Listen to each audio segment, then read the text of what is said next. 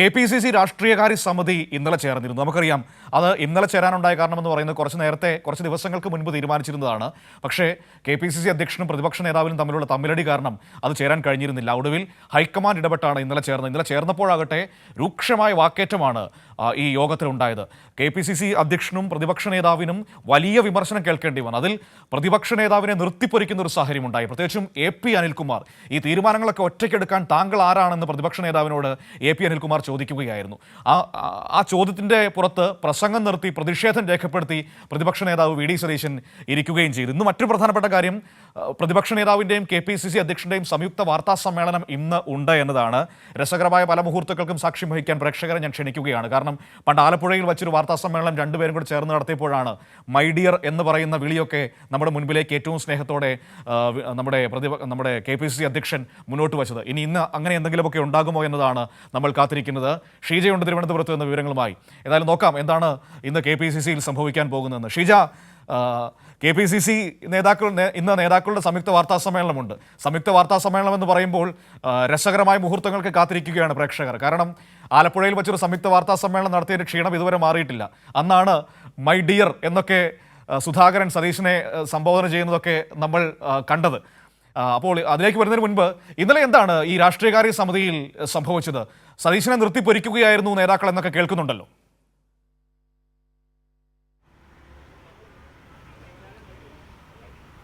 മനു, ഏതായാലും രാഷ്ട്രീയകാര്യ സമിതി യോഗം ചേരാൻ വേണ്ടി ഏറെ പണിപ്പെട്ടാണ് ഹൈക്കമാൻഡിന്റെ ഇടപെടൽ നടത്തിയാണ് രാഷ്ട്രീയകാര്യ സമിതി യോഗം എങ്ങനെയും ചേർന്നത്. പക്ഷെ ചേർന്നപ്പോൾ വീണ്ടും പ്രശ്നങ്ങൾ കൂടുതൽ പ്രതിസന്ധിയിലേക്ക് പോയി എന്നുള്ളത് തന്നെയാണ് നമുക്ക് കാണാൻ സാധിച്ചത്. കാരണം തന്നെ ആരും ചോദ്യം ചെയ്യാൻ പാർട്ടിയിലില്ല എന്നുള്ളൊരു നിലപാട് പൊതുവെ പ്രതിപക്ഷ നേതാവ് VD സതീശൻ സ്വീകരിച്ച ആ രീതിയിൽ ഉള്ളൊരു സമീപനമാണ് അദ്ദേഹം സ്വീകരിച്ചു പോന്നിരുന്നത്. അതിനെതിരെ വലിയ തോതിലുള്ള വിമർശനങ്ങൾ നേരത്തെ തന്നെ ഉണ്ടായിരുന്നു. അത് അക്ഷരാർത്ഥത്തിൽ അത് കഴിഞ്ഞ ദിവസം ചേർന്ന രാഷ്ട്രീയകാര്യ സമിതി യോഗത്തിൽ നമുക്ക് ഉണ്ടായി എന്നുള്ളത് തന്നെയാണ് ഏറ്റവും പ്രധാനപ്പെട്ടത് എടുത്തു പറയേണ്ടത്. കാരണം ആദ്യമായി പ്രതിപക്ഷ നേതാവ് എഴുന്നേറ്റ് നിന്ന് സംസാരിക്കുമ്പോൾ പ്രതിപക്ഷ നേതാവ് പറഞ്ഞു, നിയമസഭാ തെരഞ്ഞെടുപ്പുമായി ബന്ധപ്പെട്ടുകൊണ്ട് 60 മണ്ഡലങ്ങളിലെ മാസ്റ്റർ പ്ലാൻ തയ്യാറാക്കിയിട്ടുണ്ട് എന്നത്. ഇത് വലിയ തോതിലുള്ള പ്രതിഷേധത്തിനിടയാക്കി. AP അനിൽകുമാർ പെട്ടെന്ന് തന്നെ എഴുന്നേറ്റ് ചോദിച്ചു, താങ്കൾ ആരാണ് ഇത്തരത്തിൽ ഒരു മാസ്റ്റർ പ്ലാൻ തയ്യാറാക്കാൻ? താങ്കളെ ആരാണ് ഇതിന് ചുമതലപ്പെടുത്തിയത്? പാർട്ടിയാണ് ഇക്കാര്യങ്ങൾ ചെയ്യേണ്ടത്, അല്ലാതെ ഏകാധിപത്യമായ രീതിയിൽ അല്ല ഇത്തരത്തിലുള്ള കാര്യങ്ങളിൽ നിലപാടെടുക്കേണ്ടത് എന്ന തരത്തിൽ ശക്തമായ രീതിയിലുള്ള വിമർശനമാണ് പ്രതിപക്ഷ നേതാവ് VD സതീഷിനെതിരെ AP അനിൽകുമാർ യോഗത്തിൽ ഉന്നയിച്ചിട്ടുണ്ടായിരുന്നത്.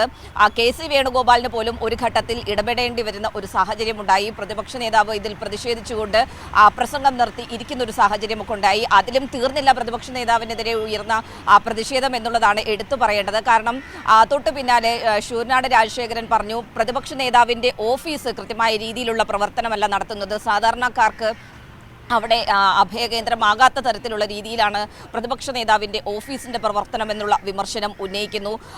ഈ കഴിഞ്ഞ ദിവസത്തെ ഈ രാഷ്ട്രീയകാര്യ സമിതി യോഗത്തിൽ രമേശ് ചെന്നിത്തല പങ്കെടുത്തത് ഓൺലൈനായിട്ടായിരുന്നു. അദ്ദേഹവും ഈ തർക്കം അത് അടിയന്തരമായി പരിഹരിക്കേണ്ടതാണ്, പ്രത്യേകിച്ചും തദ്ദേശ തെരഞ്ഞെടുപ്പ് ലക്ഷ്യമിട്ട് ഐക്യത്തോടെ മുന്നോട്ട് പോകേണ്ട ഒരു ഘട്ടത്തിൽ ഇത്തരത്തിലുള്ള അനാവശ്യ തർക്കങ്ങൾ അത് വലിയ തോതിലുള്ള പ്രതിസന്ധിയിലേക്ക് മുന്നണിയെ കൊണ്ടുപോകും എന്നുള്ള കാര്യം അദ്ദേഹം ഓർമ്മിപ്പിക്കുകയും ചെയ്തു. അനാവശ്യമായിട്ടുള്ള മുഖ്യമന്ത്രി ചർച്ചകളിലേക്ക് ഇപ്പോൾ കാര്യങ്ങൾ കൊണ്ടുപോകേണ്ടതില്ല എന്ന് PJ കുര്യനും വിമർശിച്ചു. അങ്ങനെ ഉടനീളം ഒരു വിമർശനം പ്രതിപക്ഷ നേതാവിനെതിരെ ഉയരുന്നത് തന്നെയാണ് കണ്ടത്. കാരണം ഈ ഒരു വിഷയം കുറച്ച് നാളുകളായി തന്നെ കോൺഗ്രസിനുള്ളിൽ വലിയ തോതിലുള്ള അതൃപ്തിയിലേക്ക് കാര്യങ്ങൾ എത്തിച്ചിരുന്നു. പ്രതിപക്ഷ നേതാവ് VD സതീശൻ ഏകാധിപതിയെ പോലുള്ള രീതിയിലുള്ള സമീപനമാണ് പാർട്ടിക്കുള്ളിൽ സ്വീകരിക്കുന്നത് എന്നുള്ളത് ഇതിനകം തന്നെ ചർച്ചയായിട്ടുള്ളതാണ്.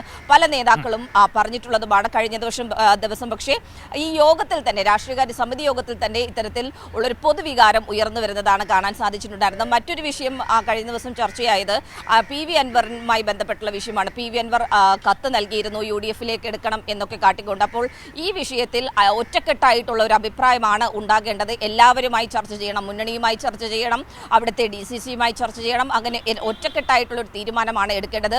ധൃതി പിടിച്ചൊരു തീരുമാനം ഇതിൽ എടുക്കരുത് എന്നുള്ളതാണ് ഒരു വിഭാഗം ആവശ്യപ്പെട്ടത്. ഏതായാലും ഈ രീതിയിൽ ഒരു അക്ഷരാർത്ഥത്തിൽ കയ്യാങ്കളിയിലേക്ക് പോകാതെ രക്ഷപ്പെട്ട ഇടപെട്ടു എന്ന് വേണം നമുക്ക് ഇതിനെക്കുറിച്ച് പറയാൻ. ഇനി നമ്മൾ കാണാനിരിക്കുന്നത് ഇന്നത്തെ വാർത്താ സമ്മേളനം എന്താകും എന്നുള്ളതാണ്. കാരണം ഇതിനൊക്കെ അടിസ്ഥാനമായി ഉണ്ടായിരുന്നത് KPCC അധ്യക്ഷൻ കെ സുധാകരനും പ്രതിപക്ഷ നേതാവ് VD സതീശനും തമ്മിലുള്ള തർക്കങ്ങളായിരുന്നു ഇത്തരത്തിൽ വലിയ പ്രതിസന്ധി കോൺഗ്രസിനുള്ളിൽ സൃഷ്ടിച്ചിട്ടുണ്ടായിരുന്നത്. അപ്പോൾ രണ്ടുപേരും ചേർന്ന് വാർത്താ സമ്മേളനം നടത്തും, സംയുക്ത വാർത്താ സമ്മേളനം ഉണ്ടാകും എന്നാണ് അറിയുന്നത്. അതിൻ്റെ സമയം ഒന്നും നിലവിൽ ഇപ്പോൾ തീരുമാനിച്ചിട്ടില്ല. പക്ഷേ അത്തരത്തിലൊരു വാർത്താ സമ്മേളനം ഉണ്ടാവുകയാണെങ്കിൽ രണ്ടുപേരും ഓരോ വിഷയത്തിലും സ്വീകരിക്കുന്ന നിലപാട് അത് ഏറെ നിർണായകമാകും. കാരണം ഒരേ രീതിയിലുള്ള സമീപനം ഇതുവരെയായി രണ്ടുപേരും സ്വീകരിച്ചിട്ടില്ല. നേരത്തെ മനു സൂചിപ്പിച്ചതുപോലെ തന്നെ ആലപ്പുഴയിലെ സംയുക്ത വാർത്താ സമ്മേളനം ഇപ്പോഴും അതിൻ്റെ ഒരു ക്ഷീണത്തിൽ നിന്ന് രണ്ടുപേരും മോചിതരായിട്ടില്ല. അപ്പോൾ ഇന്ന് അത്തരത്തിലൊരു വാർത്താ സമ്മേളനം ഉണ്ടാവുകയാണെങ്കിൽ ഏത് രീതിയിലായിരിക്കും രണ്ടുപേരുടെയും ശരീരഭാഷ എന്നതടക്കമുള്ള കാര്യങ്ങൾ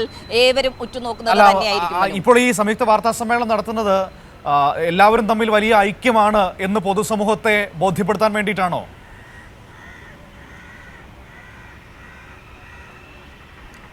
അതിനുള്ളൊരു ശ്രമം കൂടിയാണ് മനു നടക്കുന്നത് എന്നുള്ളതാണ് മനസ്സിലാക്കാൻ സാധിക്കുന്നത്. കാരണം ഹൈക്കമാൻഡ് വലിയ തോതിലുള്ള ഒരു അതൃപ്തി രേഖപ്പെടുത്തിയിട്ടുണ്ട്. ഇത്തരത്തിൽ രണ്ട് പ്രധാനപ്പെട്ട നേതാക്കൾ തമ്മിൽ തർക്കത്തിലേക്ക് പോകുന്നു, യോഗങ്ങളിൽ ബഹിഷ്കരിക്കുന്നു. അത് ശരിയായ ഒരു പ്രവണതയല്ല, ശരിയായ സന്ദേശമല്ല. പ്രത്യേകിച്ച് മുന്നണിയുടെ കെട്ടുറപ്പിനെ തന്നെ ബാധിക്കുന്ന തരത്തിലേക്ക് കാര്യങ്ങൾ നീങ്ങുന്നു. അങ്ങനെ ഒരു ഹൈക്കമാൻഡിന്റെ താക്കീതോടുകൂടിയാണ് അടിയന്തരമായി ഈ കഴിഞ്ഞ ദിവസം രാഷ്ട്രീയകാര്യ സമിതി യോഗം ചേർന്നത് പോലും. അപ്പോൾ ഹൈക്കമാൻഡ് തന്നെ പറഞ്ഞിട്ടുണ്ട് ഈ വിഷയത്തിൽ ഒറ്റക്കെട്ടായി മുന്നോട്ട് പോകുന്ന കാര്യം അത് ഉറപ്പിക്കണം എന്നുള്ള കാര്യം. അപ്പോൾ ഇനി ജനങ്ങളെ ബോധ്യപ്പെടുത്തേണ്ടതുണ്ട്. ഞങ്ങൾ ഒറ്റക്കെട്ടാണ്, ഞങ്ങൾ തമ്മിൽ പ്രശ്നങ്ങളില്ല എന്ന് ബോധ്യപ്പെടുത്തേണ്ടതുണ്ട്. അതിൻ്റെ ഒരു ഭാഗമായിട്ടാണ് ഈ ഒരു വാർത്താ സമ്മേളനത്തെക്കുറിച്ച് ആലോചിക്കുന്നത്. ഏതായാലും ഇതിന്റെ സമയം സംബന്ധിച്ചുള്ള കാര്യത്തിലൊന്നും ഇപ്പോഴും വ്യക്തത വന്നിട്ടില്ല. മനു, 2 സെറ്റ് മൈക്ക് വെക്കുമോ അതോ ഒറ്റ സെറ്റ് മൈക്കിൽ പ്രശ്നം തീരുമോ?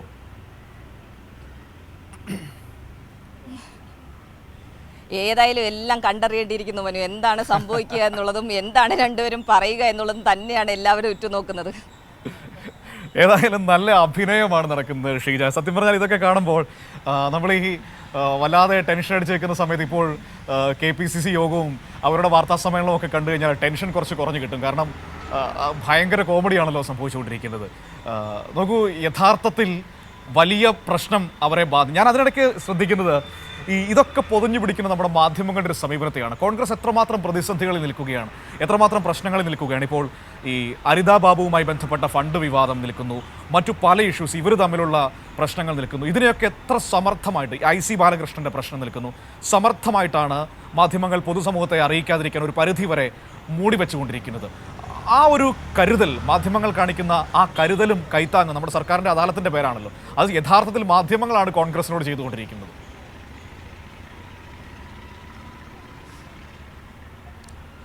അതിലൊരു സംശയമില്ല മനു. കാരണം നമുക്കറിയാം ഇത്തരത്തിൽ എന്തെങ്കിലും വിഷയം CPIM-മായി ബന്ധപ്പെട്ടായിരുന്നെങ്കിൽ ഏത് രീതിയിലായിരിക്കും മാധ്യമങ്ങൾ, ഒരു വിഭാഗം മാധ്യമങ്ങൾ അത് ആഘോഷിക്കുക എന്നുള്ളത് ഒരു തർക്കവുമില്ല. കാരണം ഇപ്പോൾ ഈ IC ബാലകൃഷ്ണന്റെ വിഷയം തന്നെ ഉദാഹരണമായിട്ട് എടുക്കുകയാണെങ്കിൽ അത് ഏതെങ്കിലും പ്രാദേശിക തലത്തിൽ പ്രവർത്തിക്കുന്ന ഏതെങ്കിലും CPIM പ്രവർത്തകനെതിരെയാണെങ്കിൽ പോലും അതിനെ വലിയ രീതിയിൽ കൊട്ടിഘോഷിച്ചുകൊണ്ട് വലിയ തോതിൽ ചർച്ചയാക്കിക്കൊണ്ട് മുന്നോട്ട് പോകുന്ന ഒരു സമീപനമായിരിക്കും പൊതുവെ മാധ്യമങ്ങൾ, ഒരു വിഭാഗം മാധ്യമങ്ങൾ സ്വീകരിക്കുക. പക്ഷേ ഈ വിഷയവുമായി ബന്ധപ്പെട്ടുകൊണ്ട് അതിൽ അനൂപിൻ്റെ കാര്യം നമ്മൾ എടുത്തു പറയേണ്ടത് തന്നെയാണ്. അനൂപ്, നമ്മുടെ വയനാട് റിപ്പോർട്ടർ അനൂപ് നടത്തിയിട്ടുള്ള പ്രവർത്തനം, അതിൻ്റെ ഭാഗമായി തന്നെയാണ് ഈ വാർത്ത പോലും പുറത്തേക്ക് വരുന്നത്. പക്ഷേ മറ്റുള്ളവർ ആദ്യഘട്ടത്തിൽ ഈ ഒരു ആത്മഹത്യയുമായി ബന്ധപ്പെട്ട ആത്മഹത്യക്കുറിപ്പിൻ്റെ കാര്യം പുറത്തു വന്നപ്പോൾ പോലും അത് ഏറ്റെടുക്കാൻ തയ്യാറായിരുന്നില്ല. പക്ഷേ പിന്നീട് അവർ നിർബന്ധിതരാകുകയായിരുന്നു ഈ ഒരു വാർത്ത ഏറ്റെടുക്കുവാൻ വേണ്ടി. അത് തന്നെയാണ് പൊതുവെ എല്ലാ വിഷയത്തിലും കാണുന്നത്. അതിപ്പോൾ കഴിഞ്ഞ ദിവസം രാഷ്ട്രീയകാര്യ സമിതി യോഗത്തിൽ